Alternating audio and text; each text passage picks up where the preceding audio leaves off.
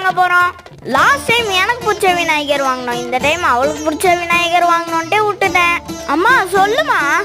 இன்னைக்கு மட்டும் இல்லைங்க, எப்பவுமே தங்கச்சிக்கு விட்டு கொடுக்குற பழக்கம் அவனுக்கு இருக்கு.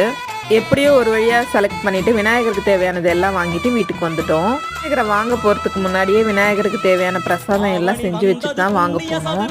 அதனால ரொம்ப ஈஸியாக இருந்தது. விநாயகர் வந்ததும் விநாயகரை அலங்காரம் பண்ணிவிட்டு அழகாக படைச்சிட்டு சாமி கும்பிட்டோம். புண்ணிய சதுர்த்தி நாளும் பிறந்ததம்மா, அதிகாலை முதலே மனையில் மங்கள மேடம் ஒலிக்குதம்மா.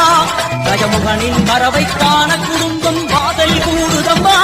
மாக்கோலம் இட்டொரு மனை மேல் வந்தான் ஆரத்தியாகுதம். நெக்ஸ்ட் சாமி வருதுன்னு சொல்லிட்டு அவசரமாக கோலம் போட்டுட்டு இருந்தேன். ஏன்னா விநாயகர் ஊர்வலம் வராங்க.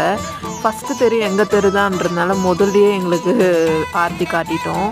விநாயகர் நல்லா அழகாக அலங்காரம் பண்ணி எடுத்துகிட்டு வந்துருந்தாங்க.